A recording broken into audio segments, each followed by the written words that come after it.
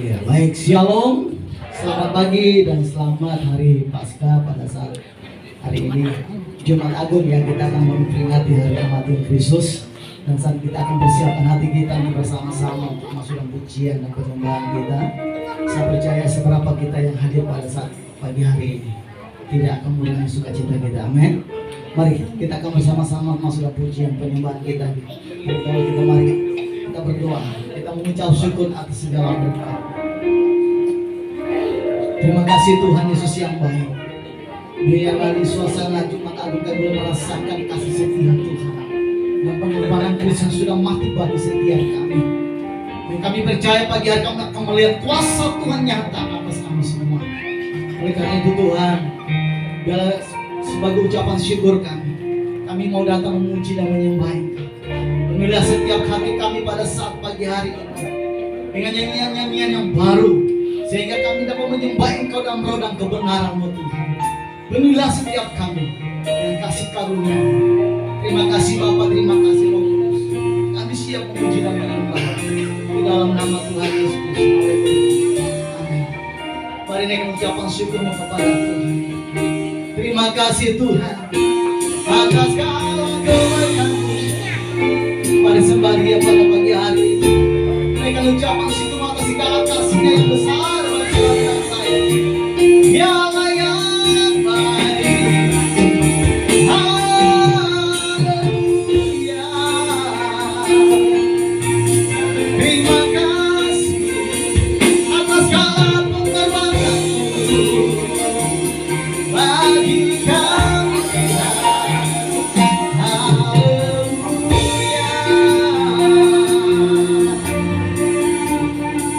Dalam pagi hari ini Tuhan, memberikan hati kami, hidup kami, dan juga mempersembahkan hidup kami sebagai persembahan yang kudus yang menyenangkan hati. Terima kasih Tuhan, Engkau sungguh terlalu baik.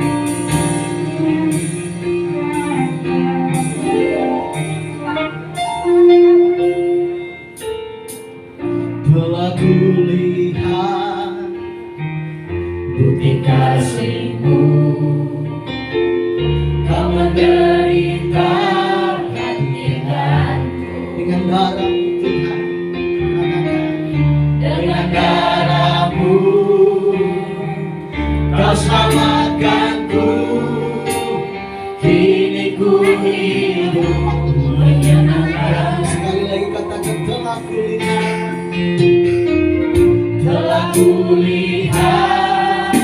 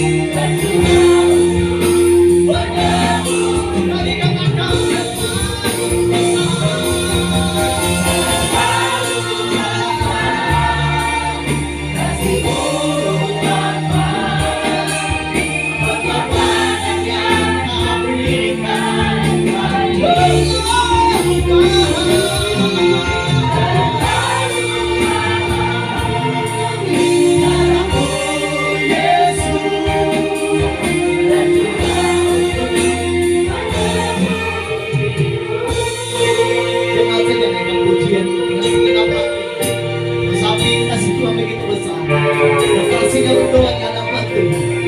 Jemaat yang pujian di atas segenap hati. Katakan.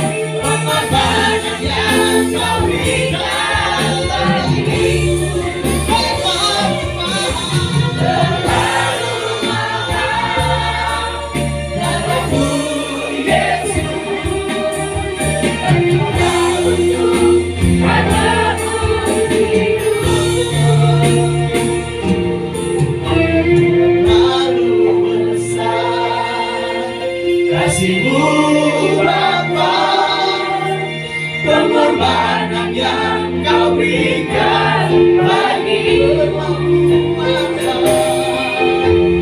terlalu mahal.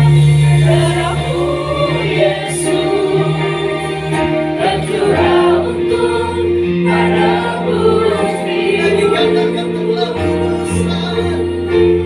Terlalu besar kasih-Mu pada Tuhan. Sebab bukti cinta-Mu pada Dia pada pagi hari ini. Dia sudah mati bagi saudara dan saya pada pagi hari ini. Sembari mengasihi dalam hati-Mu. Haleluya. Oh, lebih lagi katakan terlalu besar.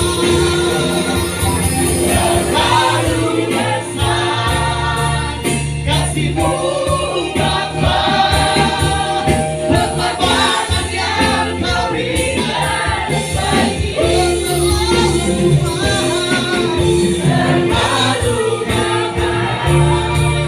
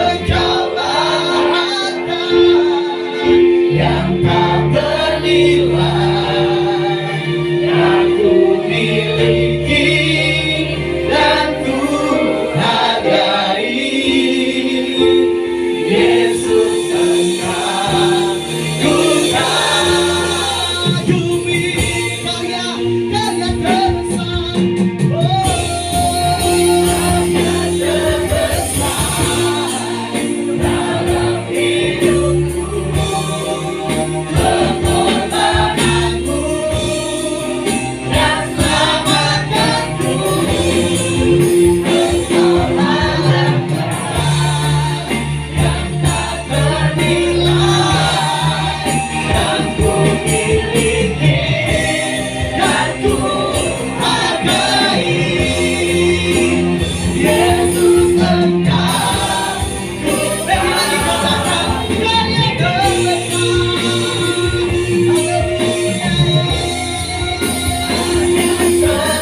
haleluya, dalam hidupku, pengorbananmu yang selamatkanku, kesalahan yang tak ternilai yang ku miliki dan ku hargai. Yesus engkau ku kagumi, Yesus engkau, Yesus engkau ku kagumi, Yesus engkau ku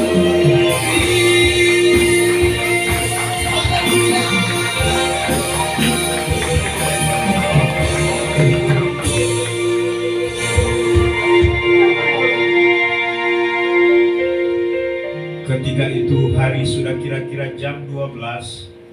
Lalu kegelapan meliputi seluruh daerah itu sampai jam 3. Sebab matahari tidak bersinar dan tabir bait suci terbelah dua. Lalu Yesus berseru dengan suara nyaring, "Ya Bapa, ke dalam tangan-Mu kuserahkan nyawaku." Dan sesudah berkata demikian, Ia menyerahkan nyawanya. Ya Bapa, kami bersama-sama pada pagi hari ini selaku umat ketebus-Mu dalam wadah GKI Jemaat Marturia, kami menghampiri tahta anugerah-Mu seraya menaikkan segala pujian, hormat, syukur dan terima kasih hari ini bersama-sama dengan seluruh orang kudus di muka bumi. Kami memperingati hari penderitaan dan kematian-Mu untuk menebus kami dari dosa-dosa kami. Karena itu Tuhan, bertahtalah di atas puji-pujian dan penyembahan kami. Sucikan, kuduskan kami semua yang ada di altar ini. Biarlah kami dapat melayani Raja di atas segala raja yang telah mati dan bangkit bagi kami. Biarlah ibadah dan pelayanan hari ini sungguh menjadi kesukaan bagi Tuhan. Ibadah peringatan kematian Kristus pada hari ini, dari awal pertengahan sampai selesainya, kami buka dan kami tabiskan hanya di dalam nama Allah Bapa, Allah Anak dan Allah Roh Kudus, Tritunggal Yang Esa. Haleluya. Sama-sama kita katakan. Amin.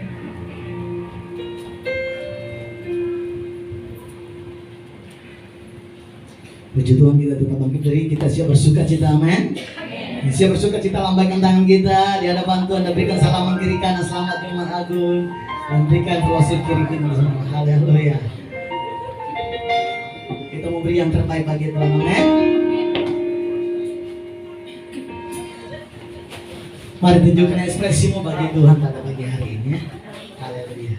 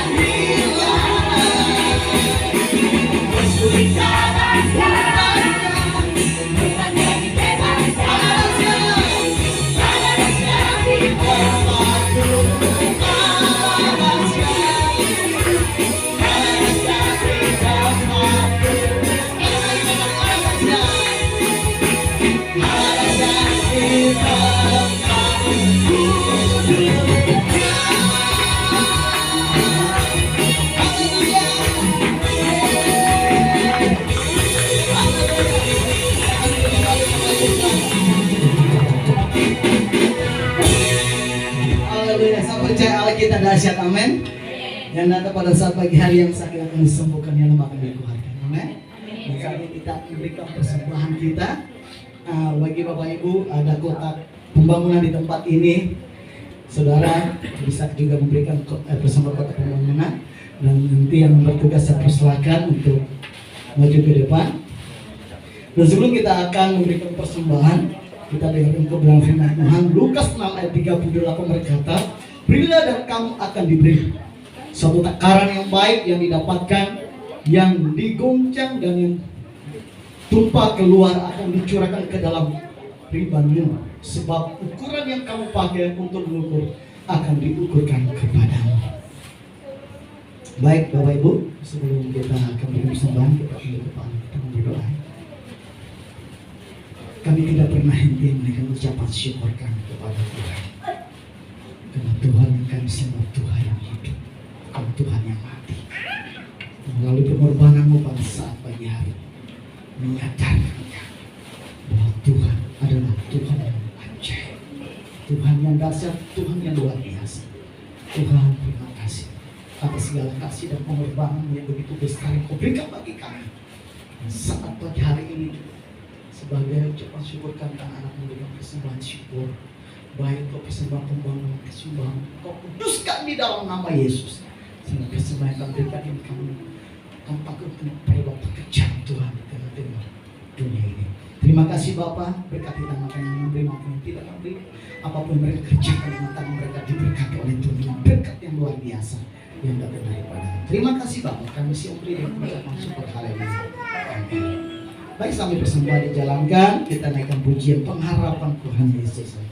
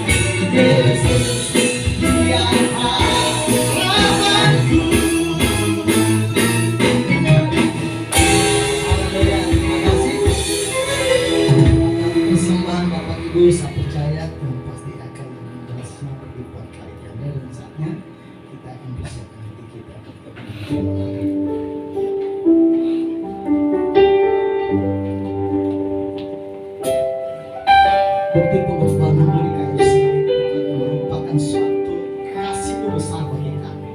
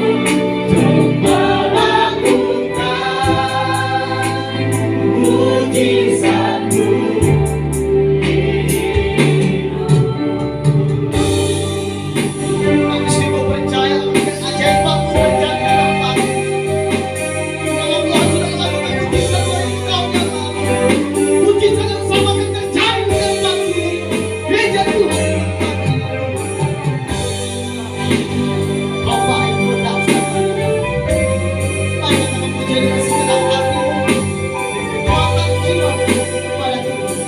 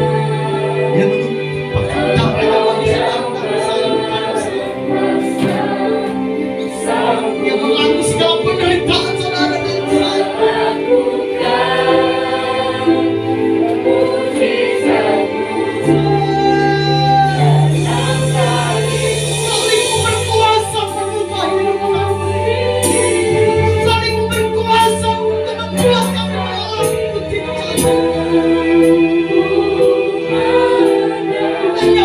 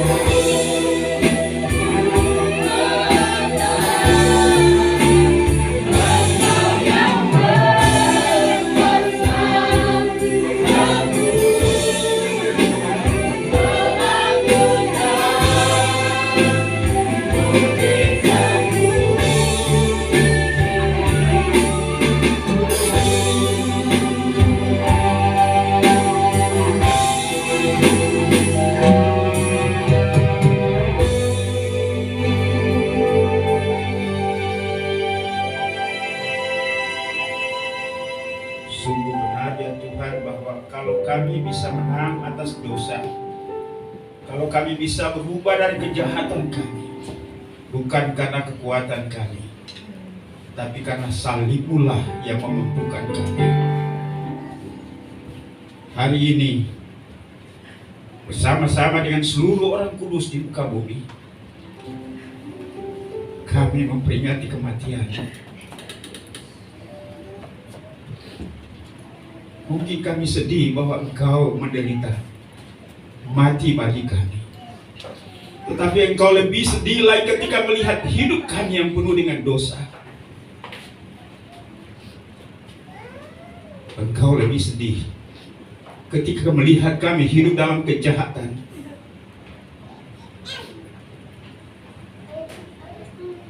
Mampukan kami untuk menyelami hati-Mu.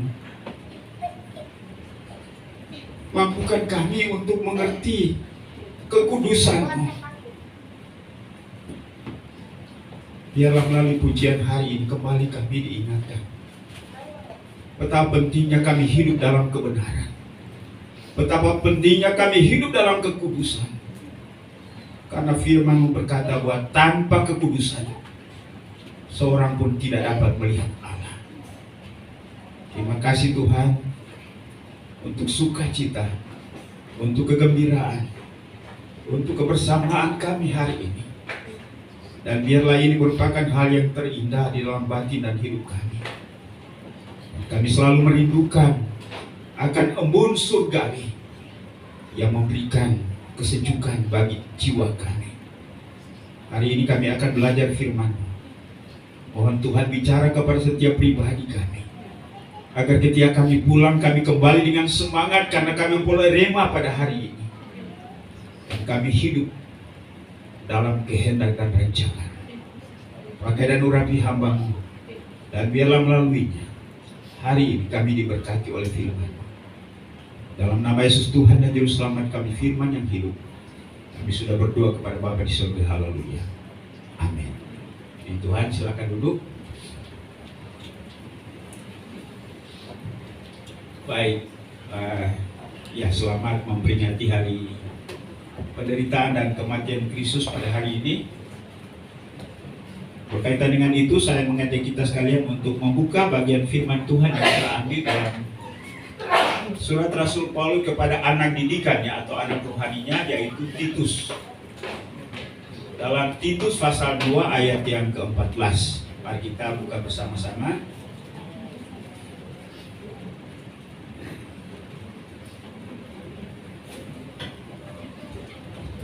Kita akan baca bersama-sama bagian firman Tuhan ini. Titus pasal 2 ayat yang ke-14.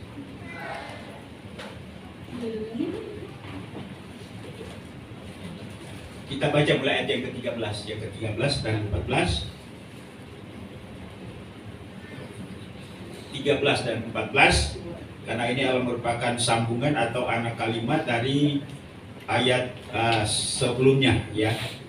Ayat 13, demikianlah bunyi firman Tuhan. Mari kita baca 1, 2, 3. Dengan menantikan penggenapan pengharapan kita yang penuh bahagia dan penyataan kemuliaan Allah yang maha besar dan Juru Selamat kita Yesus Kristus, yang telah menyerahkan dirinya bagi kita untuk membebaskan kita dari segala kejahatan dan untuk menguduskan bagi dirinya suatu umat kepunyaannya sendiri yang rajin berbuat baik. Demikian jauh pembacaan kita pada pagi hari ini. Yang berbahagia adalah mereka yang merenungkan, menghayati, menyelami firman ini, lalu berusaha untuk melakukannya. Berusaha bukan dengan kekuatannya sendiri, tetapi berusaha dengan pimpinan pertolongan Roh Kudus yang menaati firman Tuhan ini. Bapak Ibu dan Saudara yang kekasih dalam Yesus Kristus, hari ini bersama-sama dengan seluruh orang kudus di muka bumi, kita mengenang atau memperingati kembali tentang sebuah peristiwa yang teramat penting dalam hidup kita. Karena jika tidak ada peristiwa ini, maka tidak mungkin kita ada di tempat ini memuji-muji Tuhan pada pagi hari ini. Jika bukan karena peristiwa ini, maka tidak mungkin saya di depan sini menyampaikan firman Tuhan ini bagi kita semua. Jika tidak dengan peristiwa ini, maka persembahan kita, bahkan apapun yang kita lakukan bagi Tuhan, semuanya akan sia-sia. Karena itu peristiwa yang kita peringati, yang kita renungkan pada hari ini, adalah merupakan momentum yang sangat vital, yang sangat penting dalam iman kita sebagai orang percaya.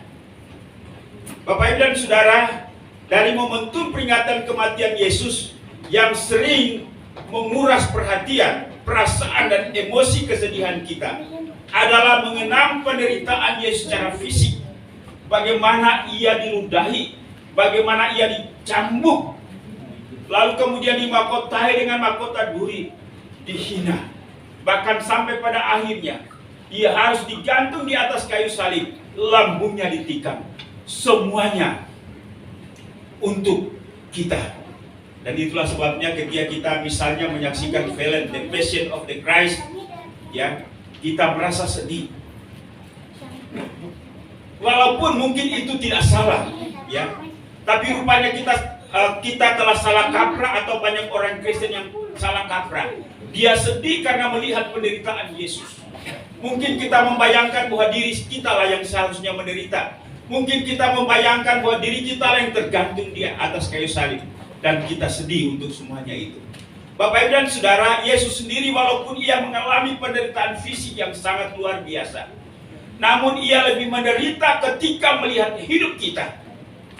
Ya, sakit secara rohani, mati secara rohani, dan hidup dalam kejahatan. Kesedihan Yesus, rasa sakit Yesus terhadap melihat kita karena hidup dalam kejahatan, lebih daripada karena ia menderita di atas kayu salib. Inilah yang harus kita pahami. Karena itu ketika ia melihat ibu-ibu dalam peristiwa perjalanan Via Dolorosa, ya, Via Dolorosa itu adalah perjalanan menuju kayu salib, atau jalan kesengsaraan, atau jalan penderitaan, sambil ia memikul salib dengan jalan terseok-seok. Sudah tidak sanggup lagi secara manusia memikul salib itu, ditendang pula, ia jatuh bangun dan melihat keadaan seperti itu. Beberapa wanita yang disebut dengan wanita Yerusalem, putri-putri Yerusalem, menangisi dia pada waktu dalam perjalanannya itu. Namun ia berkata kepada mereka dalam Lukas pasal 23 ayat 28, "Hai putri-putri Yerusalem, jangan kamu menangisi aku, melainkan tangisilah dirimu sendiri dan anak-anakmu." Rupa-rupanya wanita-wanita atau perempuan-perempuan itu sedih melihat Yesus yang begitu menderita. Jelas bahwa penderitaan siapapun yang kita lihat selalu menguras emosi, perasaan kita, dan tidak terasa bahwa kita sedih dan menangis. Itulah yang dialami para wanita ini, melihat Yesus yang begitu luar biasa sengsaranya. Tapi justru Yesus berkata kepada mereka, "Hai putri-putri Yerusalem, jangan kamu menangisi aku, melainkan tangisilah dirimu sendiri dan anak-anakmu." Mengapa?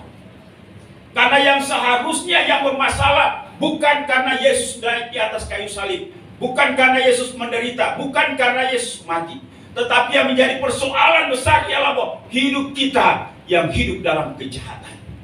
Itulah sebabnya Yesus ingin mencoba mengalihkan perhatian daripada ibu-ibu itu untuk terfokus kepada diri mereka sendiri. Karena hidup mereka bermasalah. Kehidupan dunia bermasalah. Kehidupan gereja bermasalah. Kehidupan saya dan Bapak Ibu bermasalah.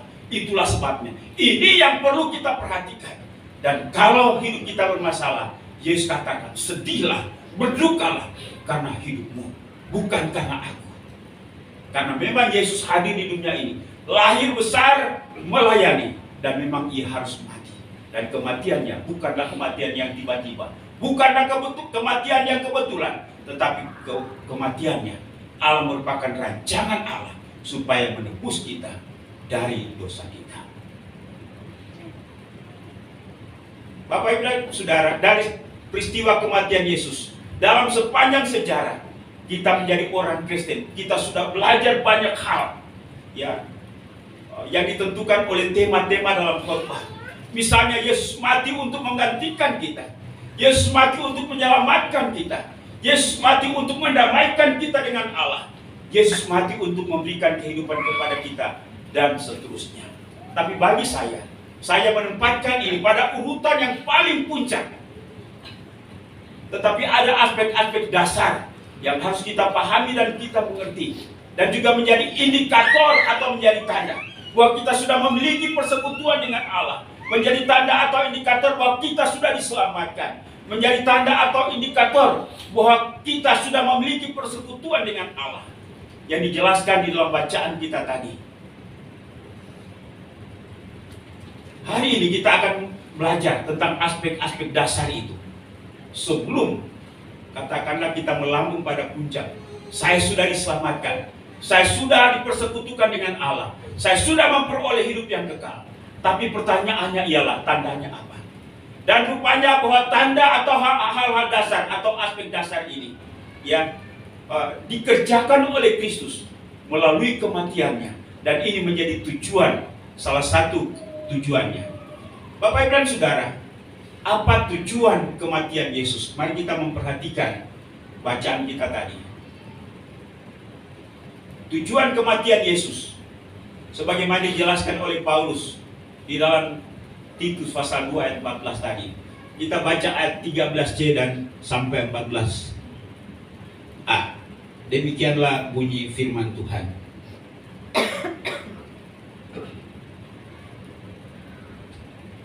Penyataan kemuliaan Allah yang maha besar dan juru selamat kita Yesus Kristus. Saya memberikan penekanan kepada juru selamat kita Yesus Kristus yang telah menyerahkan dirinya bagi kita, menyerahkan dirinya untuk menderita, menyerahkan dirinya untuk mati. Tujuannya untuk apa? Dijelaskan dengan kata untuk di situ, untuk membebaskan kita dari segala kejahatan. Hal yang pertama yang menjadi tujuan daripada Kristus menderita, hal yang pertama yang menjadikan Kristus mati, yaitu supaya membebaskan kita dari segala kejahatan.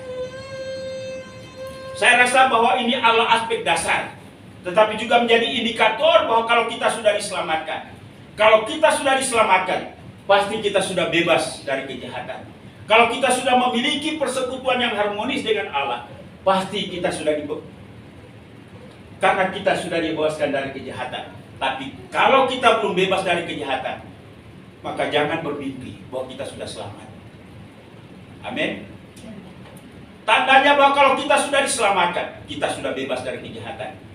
Ya, saya selalu berkata bahwa kita terlalu membenarkan diri bahwa ketika hidup dalam kejahatan, hidup dalam dosa, kita selalu menggunakan sebuah kalimat, saya juga masih manusia.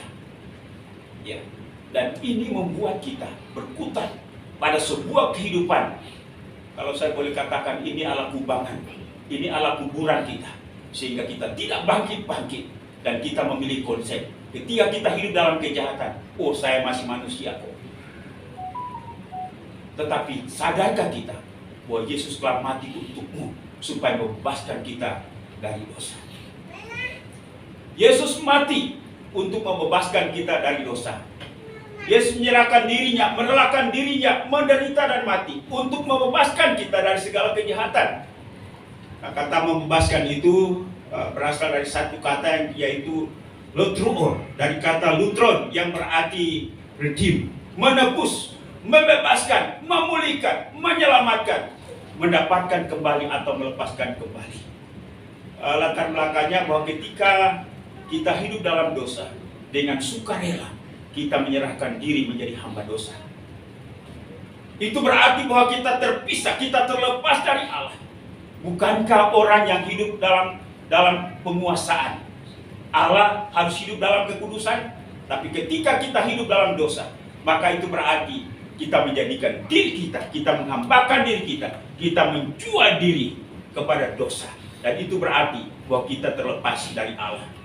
Karena itu Kristus mati untuk membebaskan kita. Jadi Yesus menyerahkan dirinya untuk menebus, membebaskan, memulihkan, menyelamatkan, mendapatkan kita kembali atau melepaskan kita dari segala kejahatan. Satu kata yang menarik dari makna lain yang diterjemahkan dari kata lutruo ini adalah mentahirkan. yang sama dengan menyembuhkan. Bapak Ibu dan Saudara, kecenderungan hidup manusia berdosa adalah sakit. Sakit secara rohani, ya. Sulit untuk melepaskan diri dari dosa, itu adalah penyakit rohani. Dan itulah sebabnya perlu letro ini atau pentahiran.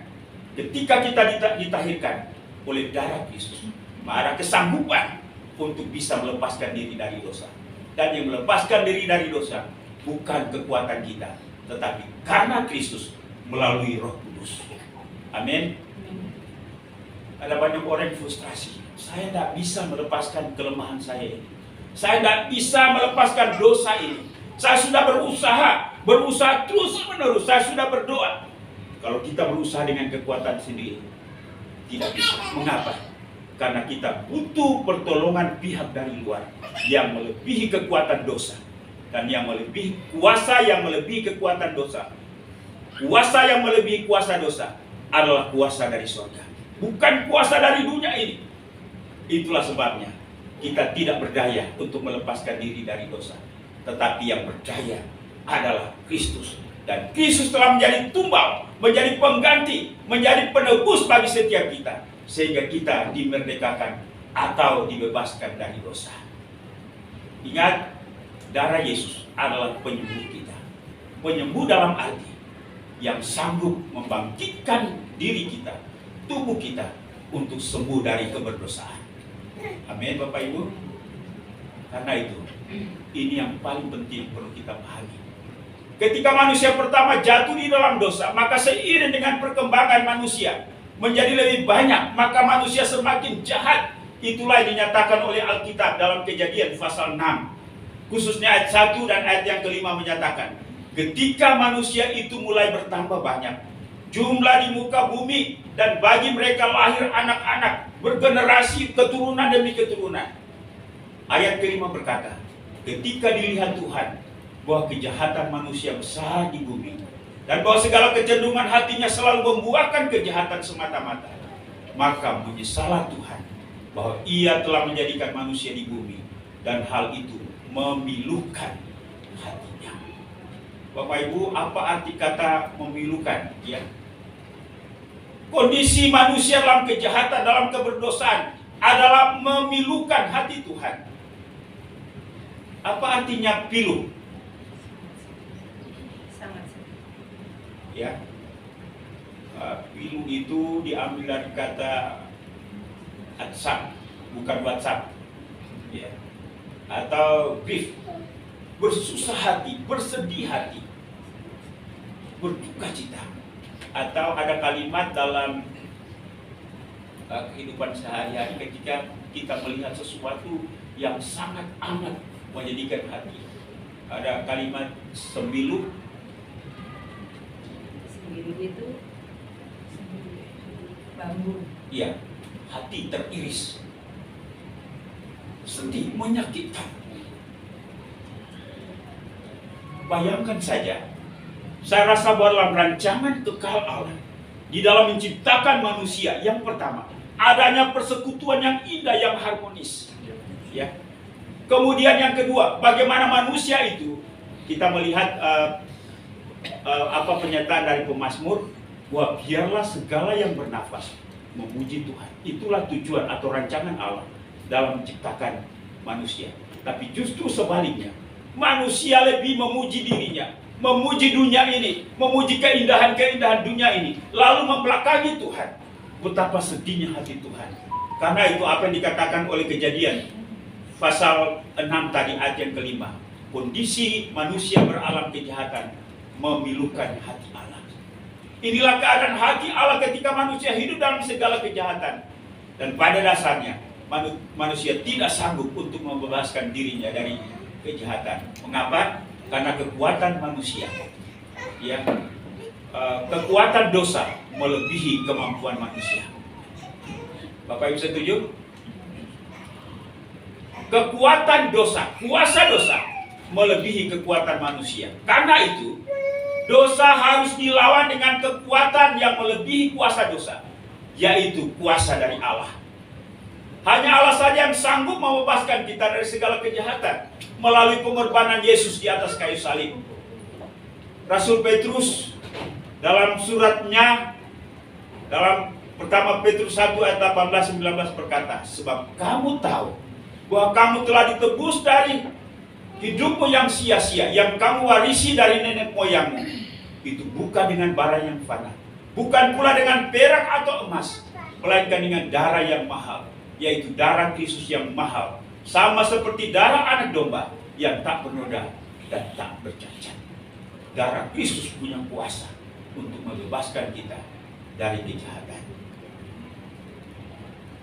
Bagaimana caranya supaya kita bisa menerima pembebasan melalui kematian dan kuasa darah Kristus? Ibrani 12 ayat 2. Ibrani pasal 12 ayat 2 dan 3 menyatakan, marilah kita melakukannya dengan mata yang tertuju kepada Yesus, yang memimpin kita dalam iman, dan yang membawa iman kita itu kepada kesempurnaan, yang dengan tekun, yang dengan mengabaikan kehinaan, tekun memikul salib, dan ganti sukacita yang disediakan bagi Dia, yang sekarang duduk di sebelah takhta kanan Allah. Ingatlah selalu akan Dia, yang tekun menanggung bantahan sehebat itu terhadap dirinya dari pihak orang-orang berdosa, supaya kamu jangan menjadi lemah dan putus asa. Maksud daripada ayat ini adalah bahwa ketika sekarang kita hidup dalam dosa yang membuat kita dikuasai oleh dosa, karena pikiran kita, perhatian kita, keinginan kita tertuju kepada dosa. Apa yang terjadi dengan Hawa ketika ia diperlihatkan dengan buah pohon pengetahuan baik dan jahat? Hawa konsentrasi memperhatikan buah itu. Indah, nikmat. Dia tidak lagi konsentrasi dengan firman Allah. Dia tidak lagi konsentrasi dengan Allah. Ya. Karena itu ketika kita digoda untuk melakukan dosa, ingat Yesus. Pandang Yesus. Katakan saja kita ada di kantor, ada peluang untuk korupsi, untuk mengambil uang. Ketika fokus kita kepada uang itu, maka kita tidak akan berdaya untuk tidak mengambilnya. Tapi ketika uang itu ada, lalu kita melihat Kristus di atas kayu salib, sementara melihat kita dengan wajahnya yang seduh dan sedih, dan dengan air mata, tegakah kita, sanggupkah kita untuk mengambil uang itu? Halo? Dengan wajahnya yang sedih, dengan mahkota duri, ia melihat kita. Katakan saja, ya maaf, kita hendak selingkuh. Ada wanita atau ada laki-laki. Ketika kita pelototin dia, memikirkan dia ganteng, memikirkan dia cantik, maka pasti kita tidak berdaya untuk menolaknya. Tapi ketika sekalipun dia ada di depan, tapi dalam bayangan kita, dalam pikiran kita, melihat Yesus sementara menderita di atas kayu salib, melihat, menyaksikan apa yang kita lakukan, tegakkah kita? Sanggupkah kita? Kalau kita sanggup melakukan semuanya itu, sementara membayangkan Yesus melihat kita menderita di atas kayu salib, maka itu sangat parah. Seharusnya ketika kita menyadari Yesus melihat kita, Yesus telah menggantikan kita, dan dengan sedih melihat hidup kita yang tidak benar, maka inilah yang membuat kita tidak berdaya untuk melakukan dosa itu. Karena itu sangat tepatlah apa yang dikatakan oleh penulis kitab Ibrani. Ketika kita melawan dosa, marilah kita melakukannya dengan mata yang tertuju kepada Yesus. Dan kalimat selanjutnya, bahwa dia dengan tekun menanggung bantahan yang sehebat itu terhadap dirinya dari pihak orang berdosa, supaya kita tidak menjadi lemah dan putus asa. Saya mencoba untuk membayangkan ketika Yesus sementara menderita di atas kayu salib, dia tidak fokus kepada penderitaannya, dia tidak fokus kepada orang-orang yang menyalibkannya, dia tidak fokus kepada manusia yang berdosa, ya, tetapi dia fokus bahwa akibat daripada apa yang dia lakukan di atas kayu salib, dia melihat setiap orang, dia melihat saya, dia melihat Bapak Ibu hidup dalam kebenaran, hidup dalam kesucian, itu akan mengurangi bahkan melenyapkan kesakitannya. Saya rasa bahwa jika seorang ibu sementara dia mau melahirkan, sakit luar biasa. Ibu ini melahirkan sakit. Tetapi walaupun sakit, Ibu Yuli pasti membayangkan hadirnya seorang bayi yang mungil, yang manis, yang walaupun ketika besar juga kepala batu, ya. Tapi itu disingkirkan. Dia akan peduli setiap ibu-ibu, walaupun dalam keadaan sakit, sementara membayangkan hadirnya seorang anak yang manis, yang mungil, yang akan menjadi penghiburan dan penyemangat dalam hidup ini. Itulah yang dibayangkan mungkin oleh Yesus ketika ia berada dalam penderitaannya di atas kayu salib. Melihat setiap orang, melihat Melchior Hadi, melihat Jerry, melihat Pak Aquila, melihat Pak Bin, melihat Tera, melihat setiap kita semua hidup dalam kebenaran menyukakan hati Tuhan. Itulah kegembiraan dia ketika ia berada dalam penderitaan di atas kayu salib. Amin Bapak Ibu. Mengurangi dan melenyapkan. Tetapi manakala kita tetap hidup dalam dosa, kita membuat dia menderita terus menerus. Kita mengasihi Tuhan, Tuhan lebih mengasihi kita. Karena itu ia siap mengorbankan dirinya. Sesakit apapun, seperti apapun penderitaannya, dia siap untuk menjalaninya demi supaya kita terbebas dari kejahatan. Amin Bapak Ibu.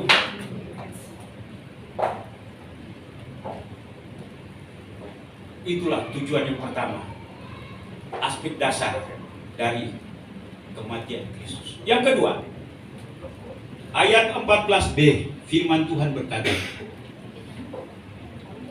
dan dari segala kejahatan dan untuk menguduskan bagi dirinya suatu umat. Tujuan yang kedua adalah menguduskan bagi dirinya suatu umat. Bapak Ibu dan Saudara, salah satu tujuan Allah memilih dan memanggil Abraham dan melalui keturunannya yaitu bangsa Israel. Kita tahu dalam Kejadian pasal 6 tadi bahwa semua generasi manusia hidup dalam dosa. Alkitab katakan bahwa tidak ada seorang pun yang berbuat baik. Tidak ada seorang pun yang takut akan Tuhan. Tidak ada seorang pun yang hidup berdampingan dengan Allah. Karena itu ia memilih Abraham, mengasingkan dia, ya, di dalam segala kondisinya sebagai manusia. Abraham batu, ya, di dalam segala kekurangannya. Lalu kemudian ia melahirkan anak-anak. Lalu kemudian terbentuklah sebuah generasi, yaitu Israel. Dipilihnya bangsa Israel dengan tujuan Allah supaya mereka menjadi sebuah umat di antara semua suku bangsa lainnya di dunia ini. Supaya bangsa Israel bersekutu dengan Allah, hidup harmonis dengan Allah, melakukan perintah Allah, dan juga menyatakan kuasa Allah di tengah-tengah dunia ini. Tetapi Israel telah gagal. Menguduskan kita, ya. Kata kudus itu dari kata ritso. Kalau tidak salah kata ritso ini biasa dipakai oleh saya lihat di salon-salon itu ada kata ritso, ya.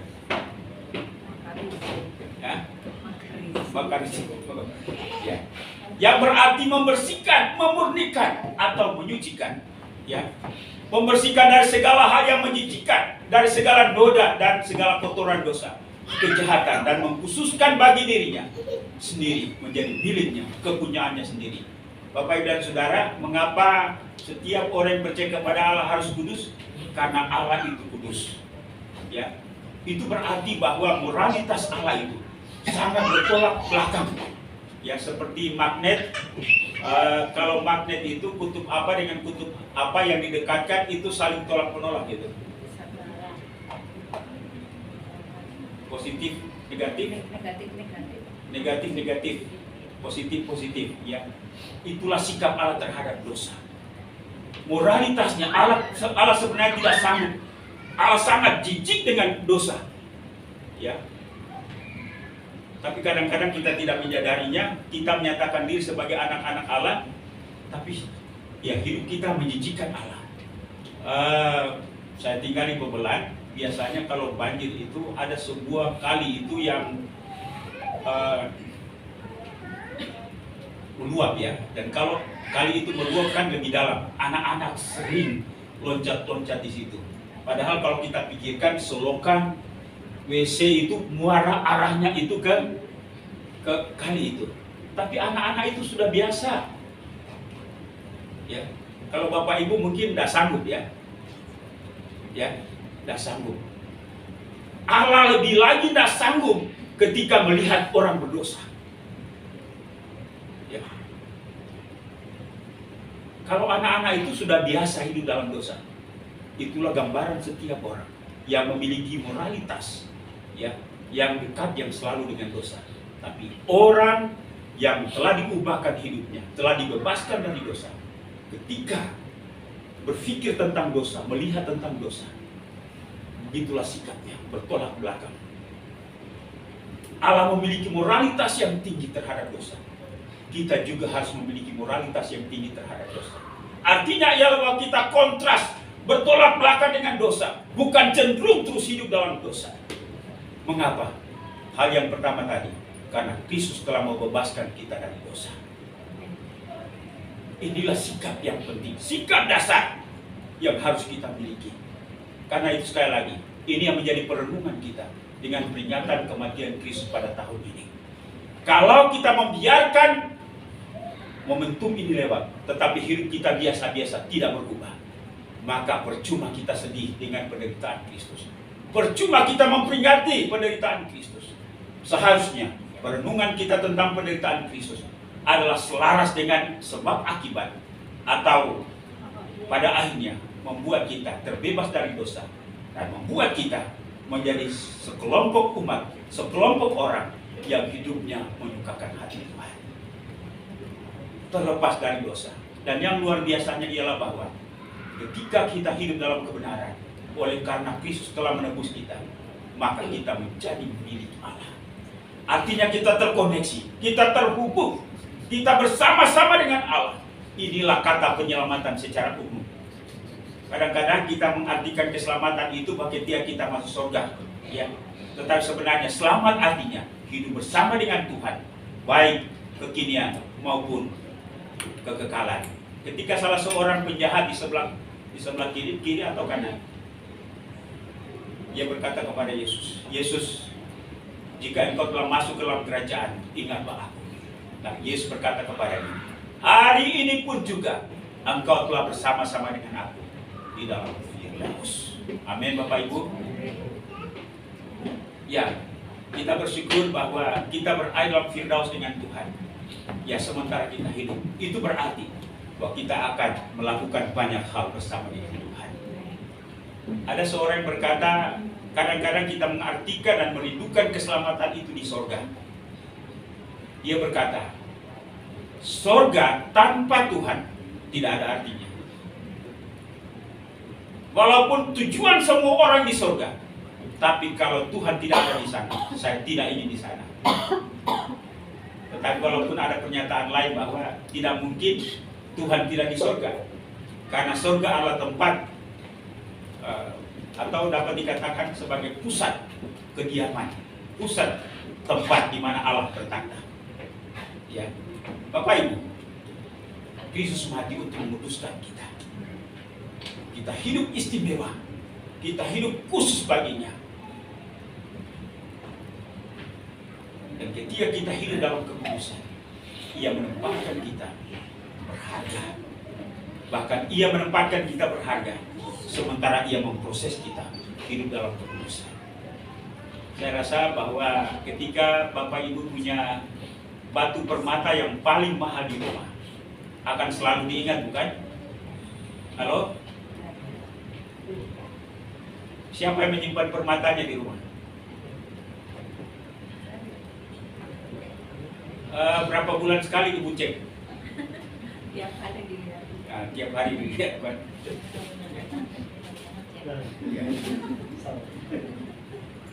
Atau siapa punya barang berharga di rumah, ketika mulai ada noda, ada kotoran, dibiarkan saja,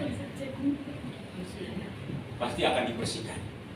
Kita adalah anak-anak Allah yang berharga di mata Allah, dan Ia ingin supaya kita hidup, ya, hidup kudus di hadapannya.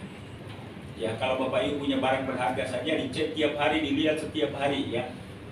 Ya, Tuhan juga memperhatikan kita. Bapak Ibu dan Saudara, ketika bangsa Israel dipanggil oleh Allah keluar dari tanah Mesir, Tuhan sudah berpesan kepada mereka supaya mereka jangan kawin campur dengan orang Kanaan. Ya. Firman Tuhan berkata, sebab engkaulah umat yang kudus bagi Tuhan Allahmu. Engkaulah yang dipilih oleh Tuhan Allahmu dari segala bangsa di atas muka bumi untuk menjadi umat kesayangannya. Bapak Ibu dan Saudara, memang ketidaktaatan, pelanggaran, dosa pasti akan mendatangkan masalah dalam hidup. Dunia hari ini tidak akan pernah terlepas mengalihkan perhatian ke Palestina. Ya. Itu antara Ishak dan Ismail, ya, sampai dengan hari ini, dan tidak akan pernah selesai sampai pada kesudahan Allah. Mengapa? Siapa yang menyuruh Abraham tidur dengan tidur dengan Hagar? Sarah. Dosa akan melahirkan dosa. Ya. Dosa akan melahirkan kekacauan dalam hidup. Jangan pernah berpikir, saya tidak diketahui orang kalau hidup dalam dosa. Tapi ingat, bahwa akibat dosa tidak hanya menimpa diri kita sendiri. Keturunanmu, anak-anakmu, cucu-cucumu akan mengalami akibatnya. Karena ini, kita harus putuskan mata rantai itu. Dengan yang pertama, bertobat. Dan minta Tuhan untuk membersihkan kita, serta generasi kita. Sehingga generasi kita menjadi umat pilihan Allah yang menyukakan hati Tuhan. Untuk hidup di dalam berkat-berkat Allah. Amin Bapak Ibu. Kristus sudah membebaskan kita dari segala kejahatan. Ia menempatkan kita sebagai umat yang kudus. Dan tujuan yang ketiga, Allah menciptakan umat yang rajin berbuat baik. Ayat 14 yang terakhir. Kepunyaannya sendiri yang rajin berbuat baik. Bapak Ibu dan Saudara, kita tahu bahwa manusia secara menyeluruh telah mengecewakan hati Tuhan, menyedihkan hati Tuhan. Karena itu, ia mau supaya setiap orang yang ditebus oleh Kristus dengan darahnya hidup dalam perbuatan baik. Efesus pasal 2 ayat 10 berkata, karena kita ini buatan Allah.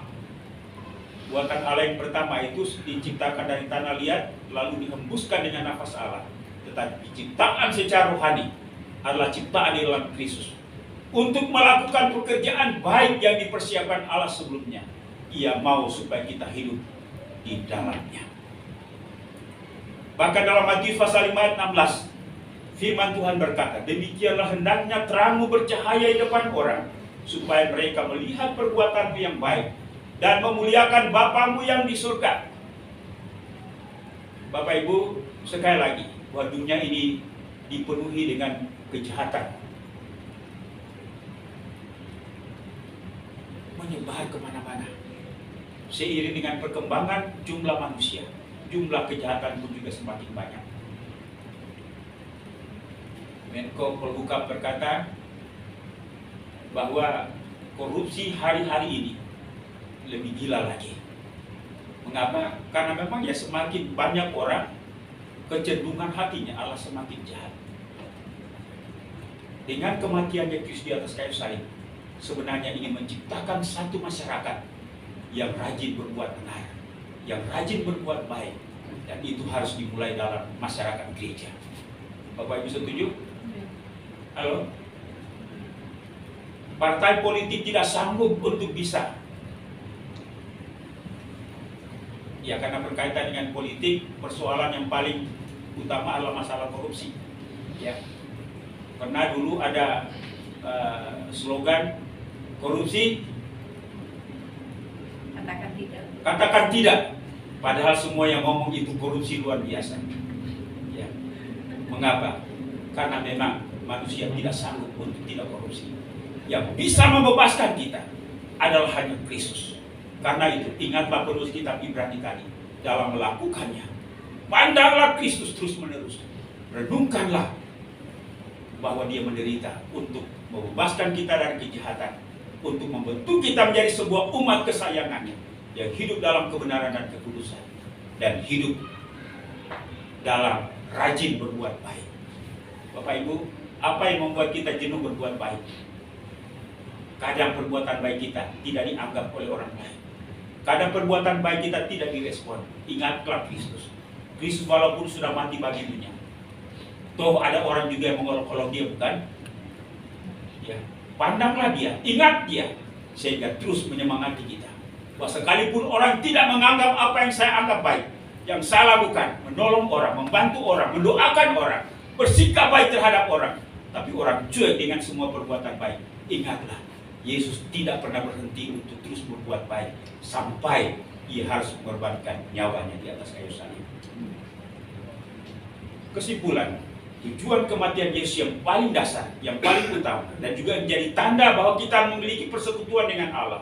Bahwa ini juga menjadi tanda bagi kita sudah diselamatkan, sudah diperdamaikan dengan Allah, bahwa kita sudah dibebaskan dari kejahatan. Amin. Yang kedua, menguduskan kita menjadi umat pilihannya, menjadi miliknya, menjadi kepunyaannya. Yang ketiga, menjadikan kita umat yang rajin berbuat baik. Jangan pernah bosan-bosan berbuat baik. Setiap ada kesempatan apapun, setiap kebaikan bagi orang lain dan bagi Tuhan, lakukan itu. Firman Tuhan berkata, semua yang kita lakukan bagi Tuhan tidak akan pernah sia-sia. Kalau kita tidak menerima upah hari ini, ada anak kita, ada cucu kita yang nantinya telah banyak pengalaman, orang-orang hidup takut akan Tuhan, yang rajin berbuat baik. Anak-anaknya diberkati oleh Tuhan, keturunannya diberkati oleh Tuhan. Karena itu jangan pernah berhenti untuk berbuat baik. Ingat, tujuan kematian Yesus adalah supaya membebaskan kita dari kejahatan, berhenti berbuat jahat. Tujuan kematian Kristus adalah untuk menjadikan kita milik kesayangannya. Tujuan kematian Kristus adalah menjadikan kita umat yang rajin berbuat baik. Lakukan firman Tuhan ini, Tuhan memberkati kita. Baik, kita ulangi pujian tadi. Karena salibnya. Karena salibnya yang bisa memperdekatkan kita dari dosa. Karena salibnya yang membuat kita hidup kudus di hadapan. Karena salibnya kita bisa hidup menyenangkan hati Tuhan.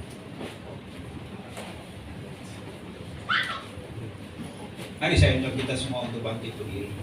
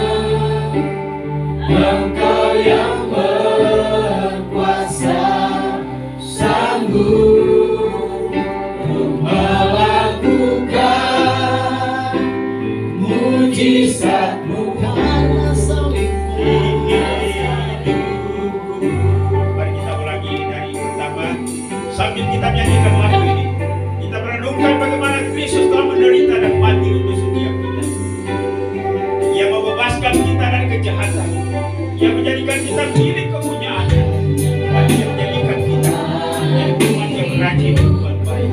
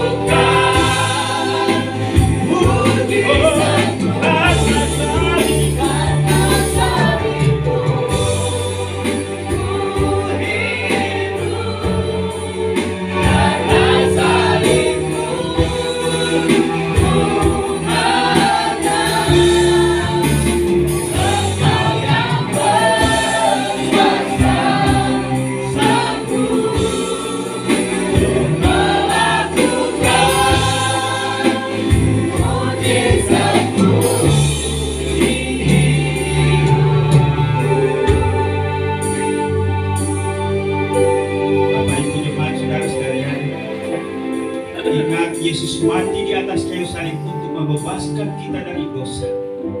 Berhenti, jangan lagi berbuat dosa. Ia sanggup untuk menyembuhkan dan memulihkan kita. Ia sanggup untuk melepaskan kita dari perbuatan jahat. Pandanglah Dia, ingatlah Dia. Ia mati untuk menjadikanmu sebagai umat kesayangannya. Tegakah kita terus hidup dalam mendukacitakan hati Tuhan? Ia mati supaya kita terus rajin berbuat baik. Jangan biarkan momentum ini lewat begitu saja tanpa kita punya komitmen yang baru dengan Tuhan.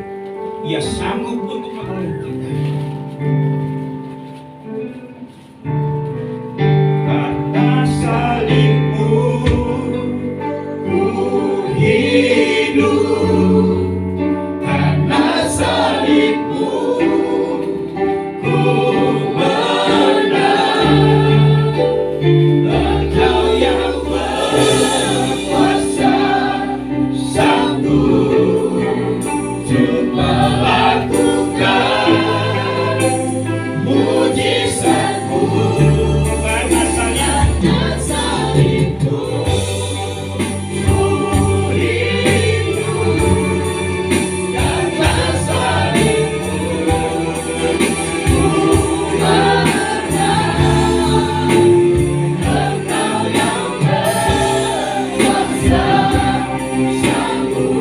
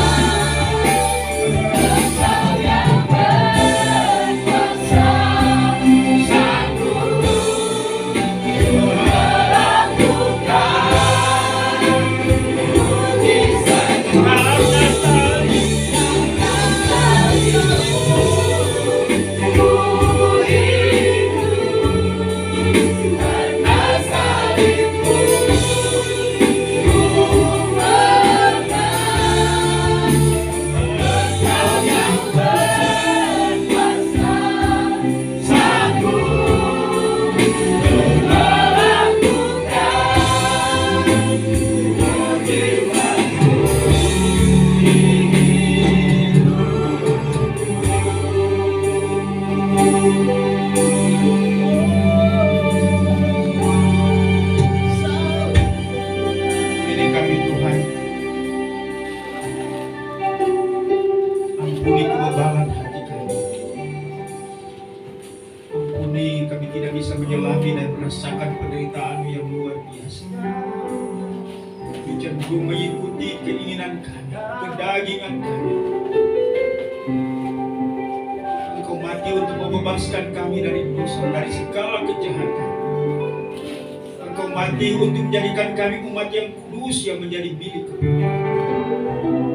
Engkau mati agar kami menjadi umat yang rajin untuk berbuat baik.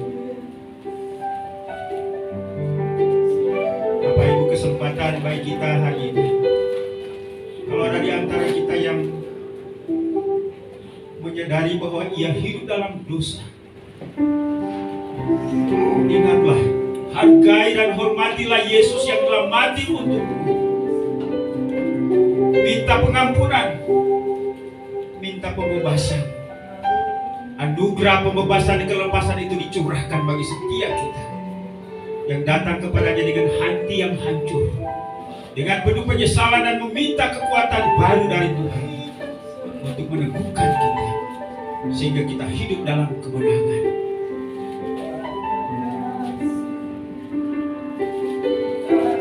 Inilah kami pada hari ini Tuhan. siapapun kami telanjang di hadapan. Kami boleh bersembunyi di depan suami kami. Kami boleh bersembunyi di depan istri kami. Kami bisa bersembunyi di hadapan anak-anak kami. Kami bisa bersembunyi dari hadapan orang tua kami. Tetapi kami tidak bisa bersembunyi di hadapan-Mu. Kalau hari ini Engkau mendapati kami hidup dalam dosa, tegur kami. Bicara dengan suara-Mu yang lembut. Dan biarlah kami bebas secara murni dari pengaruh dosa. Dan biarlah Roh Kudus menguasai hati dan hidup kami sepenuhnya. Dan hidup dalam kebenaran.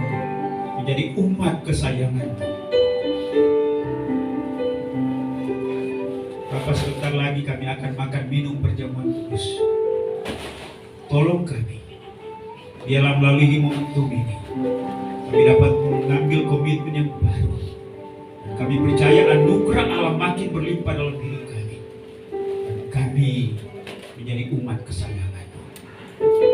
Meteraikan firman-Mu dalam hidup kami. Mampukan kami untuk hidup di dalamnya. Di dalam nama Yesus Tuhan yang Juru Selamat kami sudah berdoa. Haleluya. Amin. Silakan duduk. Baik, kita akan makan minum perjamuan kudus. Dan sementara itu kita akan mempersiapkan pujian dalam nyanyian Kemenangan Iman nomor 111. Saya mengundang BPJ yang bersama dengan saya melayani pada pagi hari ini. Saya persilakan.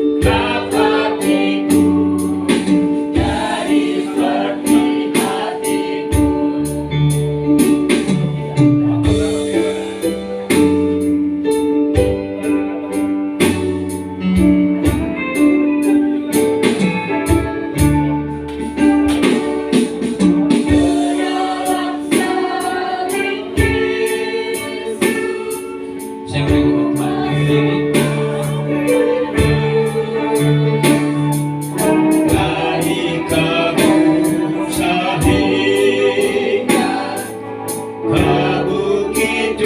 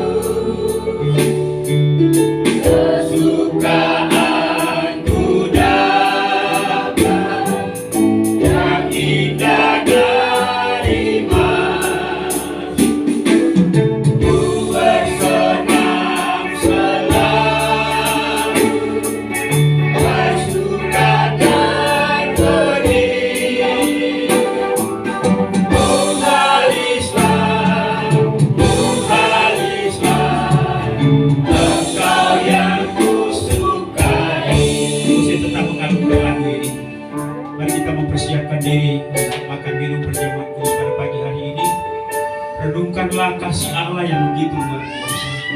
Renungkanlah penderitaan Kristus yang begitu amat sangat. Ia menderita dan mati untuk membebaskan kita dari dosa. Ia menderita dan mati untuk menjadikan kita umat kesayangannya. Ia menderita dan mati agar kita menjadi umatnya yang rajin berbuat baik.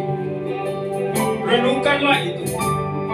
Walaupun kita tidak mampu dan tidak sanggup, tapi pandanglah dia.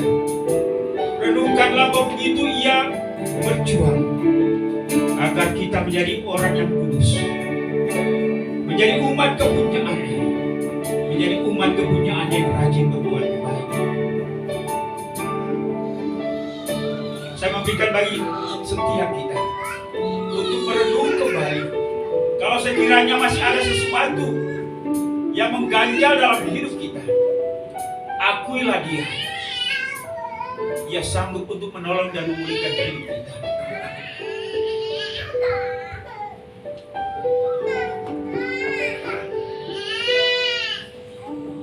Firman Tuhan berkata, jadi barang siapa dengan cara yang tidak layak makan roti atau minum cawan Tuhan, ia berdosa terhadap tubuh dan darah Tuhan. Karena itu hendaklah tiap-tiap orang memuji dirinya sendiri, dan baru sesudah itu ia makan roti dan minum dari cawan itu. Karena barang siapa makan dan minum tanpa mengakui tubuh Tuhan, ia mendatangkan hukuman atas dirinya. Sebab itu banyak di antara kamu yang lemah dan sakit, dan tidak sedikit yang meninggal. Kalau kita memuji diri kita sendiri, hukuman tidak menimpa kita. Tetapi kalau kita menerima hukuman dari Tuhan, kita dididik supaya kita tidak akan dihukum bersama-sama dengan dunia.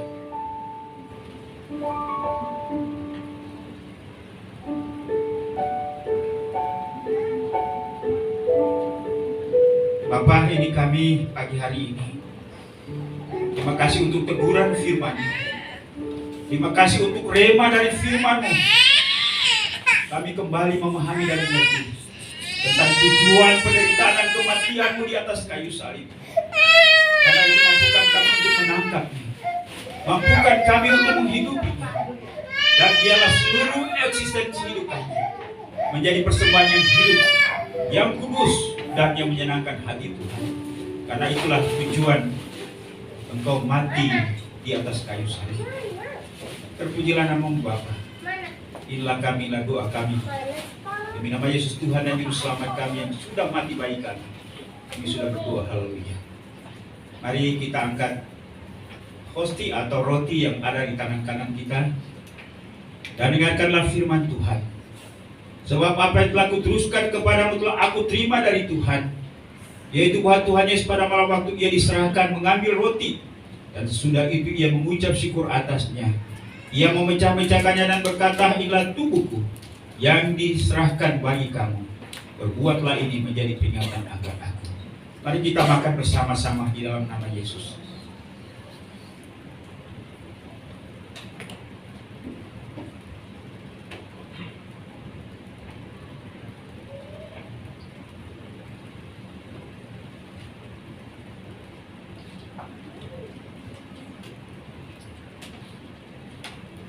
Mari angkat cawan yang ada di tangan kanan kita dan dengarkanlah firman Tuhan.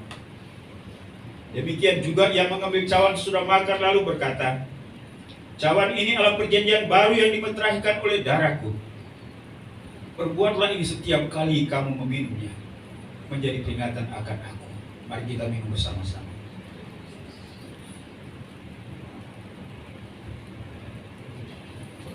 Sebab setiap kali kamu makan roti ini dan minum cawan ini, kamu memberitakan kematian Tuhan sampai Ia datang.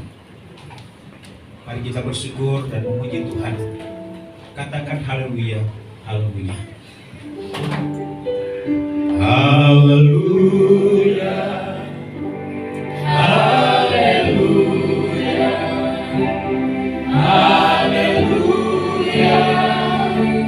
haleluya, haleluya, haleluya, haleluya,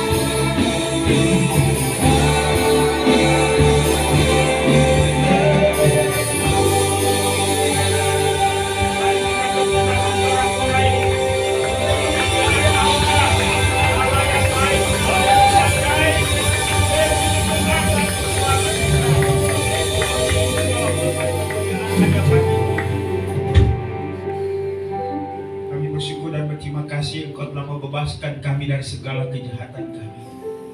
Kami bersyukur karena Engkau telah membentuk kami menjadi umat yang kudus, yang menjadi umat kepunyaan-Mu. Kami bersyukur bahwa Engkau telah memberikan kuasa dan kemampuan bagi kami untuk rajin berbuat baik. Kami sambut itu melalui pertolongan Roh Kudus. Hari ini kami menjadi umat pemenang. Hampir hari ini kami telah mengalami kesembuhan dari dosa dan dari juga penyakit jasmani. Apapun segala kelemahan kami, kami percaya di dalam nama Yesus kami telah ditahirkan. Dan pujilah nama Bapa, teguhkan kuatkan kami supaya kami melangkah dalam pimpinan dan kepenuhan Roh Kudus. Inilah doa kami dalam nama Tuhan Yesus kami berdoa, haleluya, amin.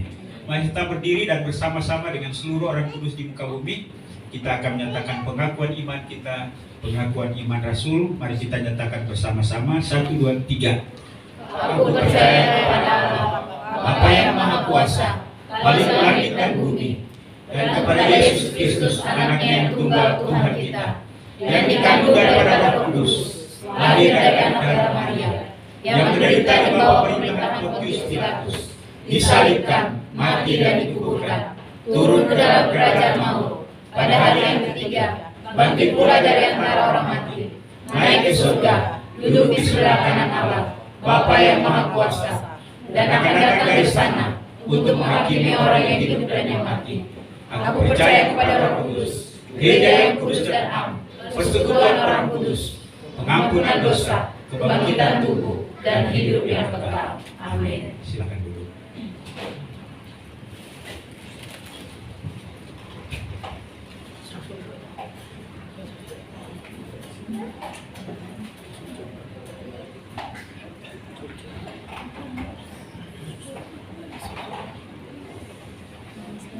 Baik, Bapak Ibu sekalian, saya ucapkan selamat memperingati hari kematian Kristus dan selamat Paskah untuk kita sekalian. Kita telah dimerdekakan dari dosa, kita memperoleh persekutuan dengan Allah, kita dimampukan untuk hidup berbuat baik, kita menjadi anak-anak Allah, kita memiliki kepastian keselamatan. Ini menjadi sukacita dan kekayaan kita yang akan berdampak pada kekekalan. Terima kasih juga untuk Bapak Ibu Saudara yang sudah melayani hari ini.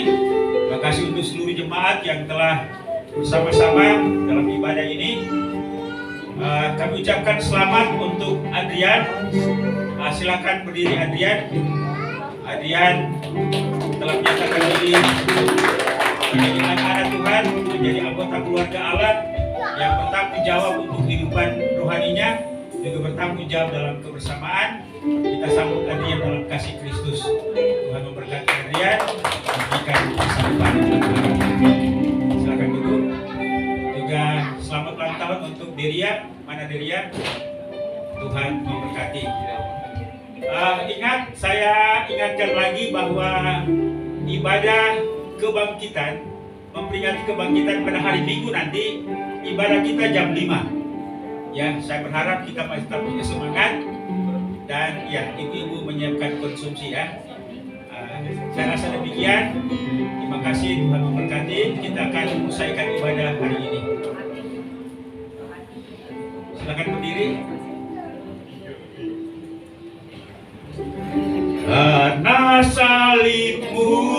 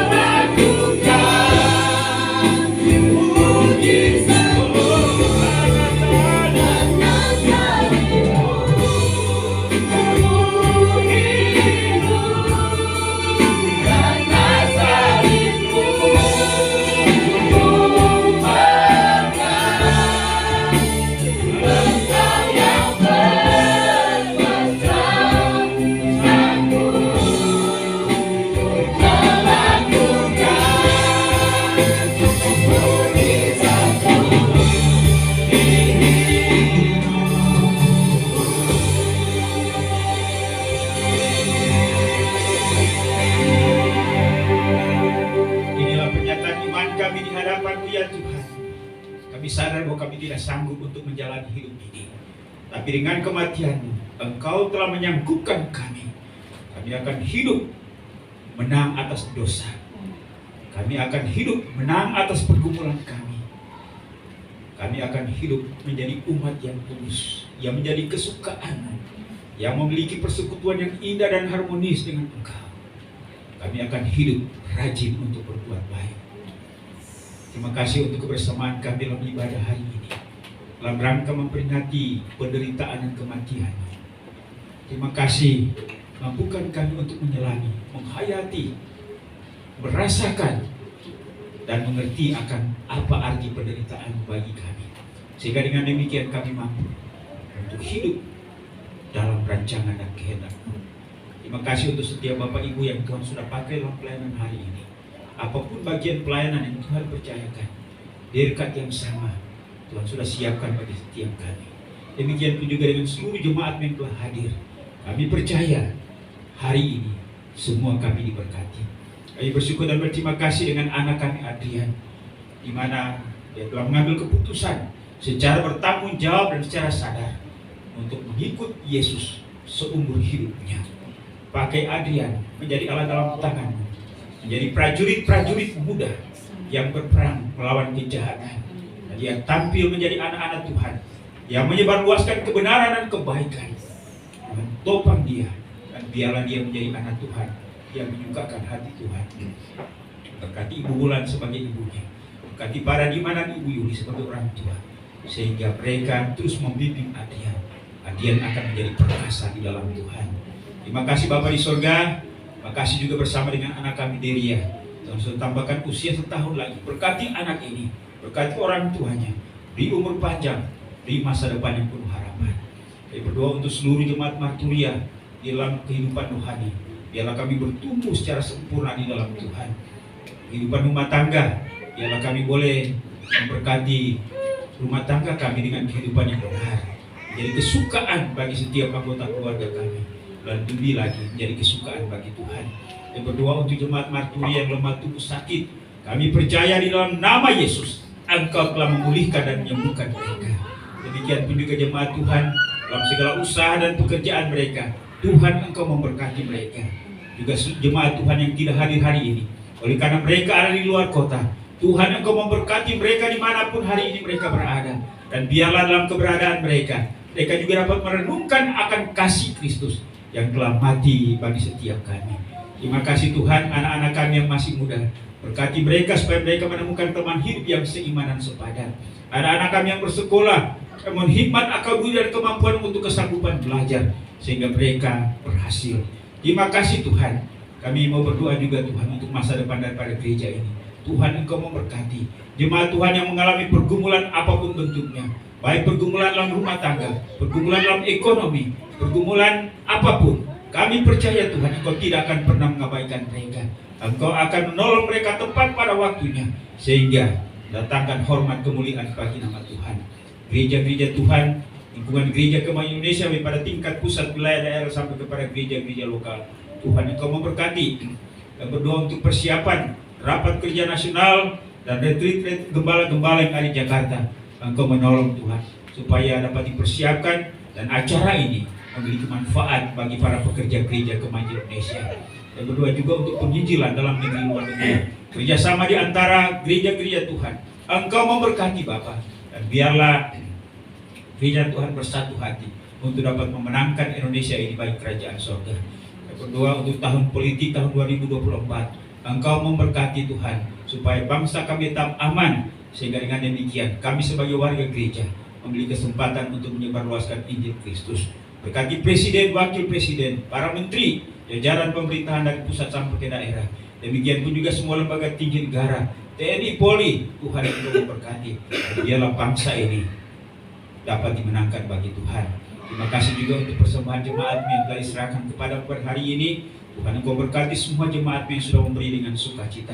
Biarlah ini menjadi tanda cinta kasih kami kepadamu, merupakan bentuk tanggung jawab kami terhadap pengelolaan keuangan, merupakan berkat Tuhan, juga merupakan bentuk tanggung jawab kami terhadap pelayanan pekerjaanmu di tempat ini. Kembalikan berkat-Mu berlipat kali ganda bagi seluruh jemaat yang sudah memberi dengan sukacita.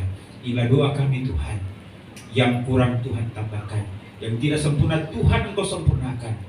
Karena kami bawa semuanya ini dalam satu nama yang maha kuasa, yaitu Yesus Tuhan dan Juru Selamat kami. Haleluya. Bapa, terima kasih.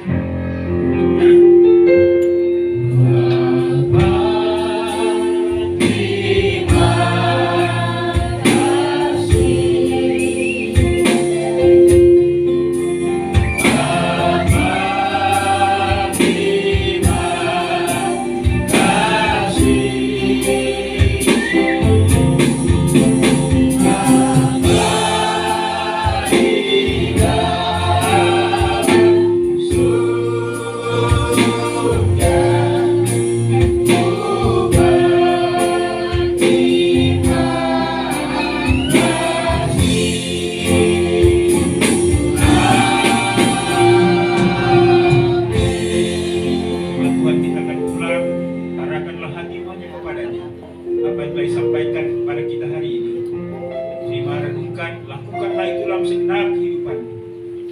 kasih karunia daripada Allah Bapa, anugerah dan damai sejahtera dalam nama Tuhan Yesus, serta pimpinan penghiburan pertolongan Roh Kudus menyertai kita sekalian hari ini, bahkan sampai Maranatha. Yesus datang untuk menjemput saleh-salehnya. Haleluya. Sama-sama kita